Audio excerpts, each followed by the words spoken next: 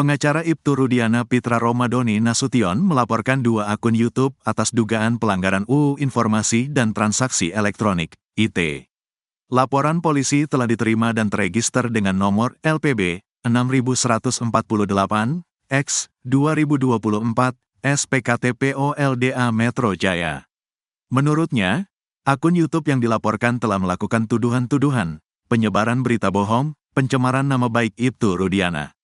Yang pertama, hari ini saya ingin memperjuangkan hak-hak klien saya Ibtu Rudiana yang sudah sangat liar sekali dan tidak bisa dipertanggungjawabkan sehingga kami selaku penasihat hukum mengambil tindakan tegas kepada para terlapor ini karena telah mencemarkan nama baik Pak Rudiana, kata Pitra di Polda Metro Jaya, Jakarta Selatan, Jumat, tanggal 11 Oktober tahun 2024.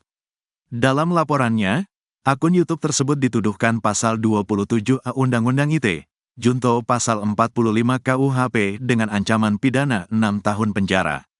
Pitra mengaku tidak menutup kemungkinan akan melaporkan akun YouTube lain yang menuduh Ibtu Rudiana. Nanti biar pengembangannya saja ya, penyidik untuk menindaklanjuti laporan polisi kami. Kami berharap agar kemudian hari ke depan tidak ada lagi yang mencemarkan nama baik Pak Rudiana, tidak ada lagi yang menghina Pak Rudiana, karena kami serahkan sebenarnya kasus ini kepada proses hukum yang sedang berjalan ini, ucapnya. Selain itu, Pitra menambahkan ada oknum pengacara akan dilaporkan namun saat ini baru sebatas somasi. Dia tidak menyebut sosok pengacara yang dimaksud. Namun oknum pengacara itu telah menuduh Ibtu Rudiana mencairkan asuransinya almarhum Eki Rudiana. Pitra mengklaim tidak pernah ada bukti kliennya mencairkan asuransi almarhum, anak kandungnya. Jadikan ini lagi viral nih ya. Katanya Jasara Harja mencairkan asuransi atau Pak Rudiana mencairkan asuransi daripada Muhammad Rizky Rudiana. Di sini tidak pernah Pak Rudiana mencairkan asuransi kecelakaan daripada Eki. Tidak ada yang dicairkan, jadi bohong gitu.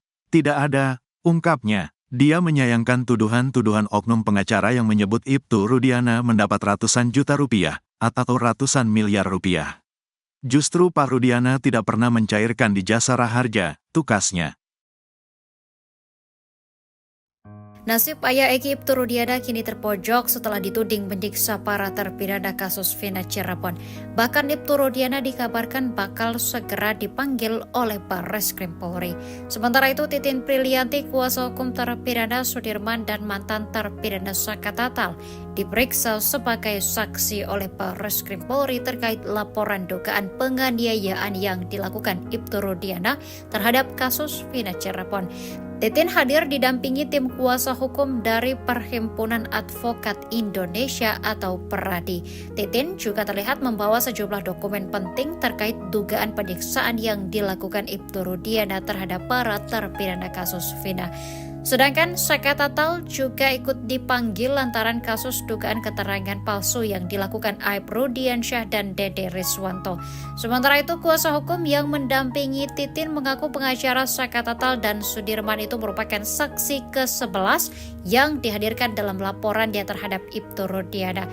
Kuasa hukum yang mendampingi Titin itu meyakini kasus ini akan naik ke penyidikan serta Ibtu Rudiana akan segera dipanggil sebagai pihak terlapor.